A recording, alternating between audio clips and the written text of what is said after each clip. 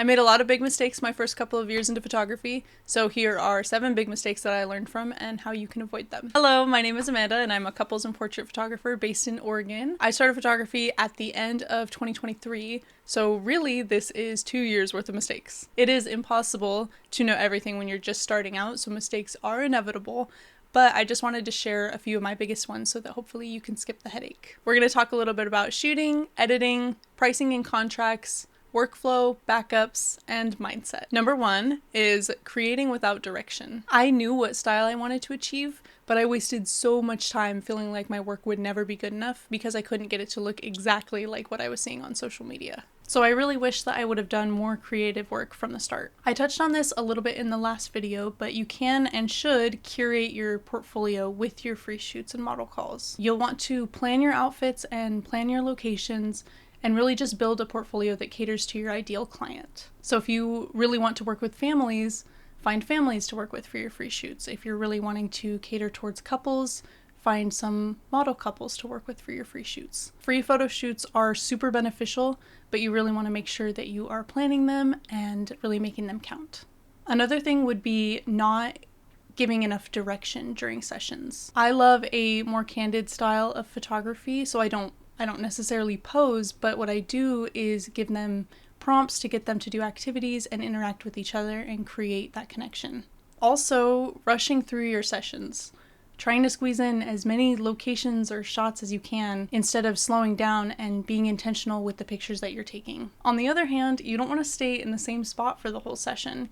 You really want to get creative and move around, get different angles, and tell the story. And to tie in with that, really trying to slow down and focus on the lighting and your composition and just getting a good shot in camera because it will be harder to fix it in post. Number 2 is having a chaotic workflow. I really struggled with over-editing and inconsistent edits. I learned the basics and then jumped into presets, which were super helpful for finding a cohesive style, but I would spend more time learning how to adjust them and learning what each tool does. What I am practicing right now is learning how to edit each session uniquely rather than forcing a preset to work, and really learning how to color grade and use the tone curves. We want to give our clients all of the good photos, but what we really need to do is give them the best of the best.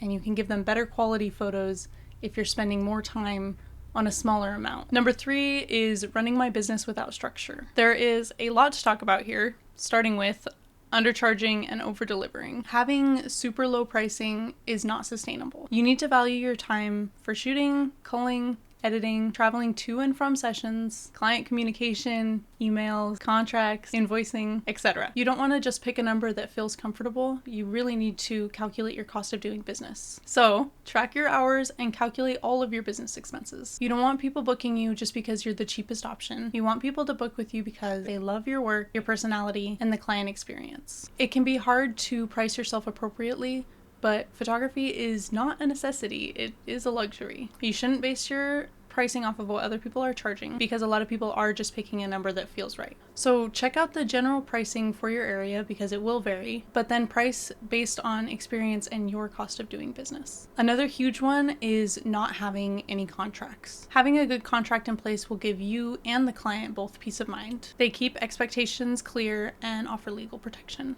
Most of our clients are amazing and super reasonable, but every now and then someone will complain about their gallery, try to get something for free, or dispute what they were told over text. And without a contract, if there's a disagreement, you have nothing to point back to. A contract should include payment and retainer information, a cancellation and rescheduling clause, a delivery timeline, what's included, editing style, license for images, and a liability and model release. Number 4 is neglecting backups. Thankfully, I have not lost any client galleries, but I did lose a majority of my early work because I didn't have a proper backup system in place. For a while, I was storing my photos on my laptop and on an external hard drive, but my laptop started slowing down a lot. So my husband and I did some research on some storage options and we came across something called a network attached storage. And that has been super helpful and awesome. So maybe we can make a video talking about that. Number 5 is not having boundaries. So saying yes to everything, answering messages at 2 a.m., and just letting clients walk all over you. We love our clients and want them to have the best experience possible, but you deserve a life outside of your work. So set Oh, hi, come here.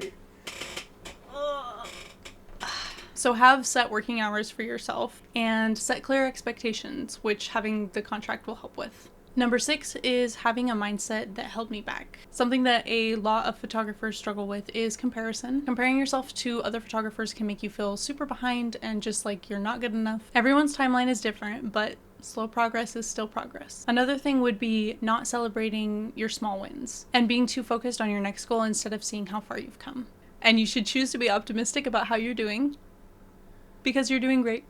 And finally, number 7 is being too serious. We obviously want our businesses to be successful, and the business side is super important, but I think it's easy to forget that photography isn't art, and we need to focus on the creative side as well and just have fun. You don't have to follow trends or do what everybody else is doing on Instagram. Just be creative and do what you love. When you're putting out work that inspires you, you're going to attract the clients that resonate with your work and that really just want to work with you.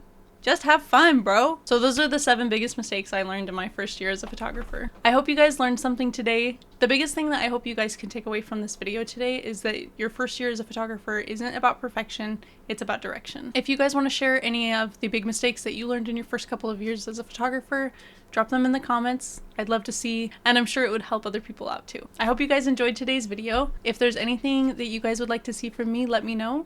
I've got a lot of ideas, but I could always use some more. Thanks again so much for watching, and don't forget to hit like and subscribe, and we'll see you in the next one.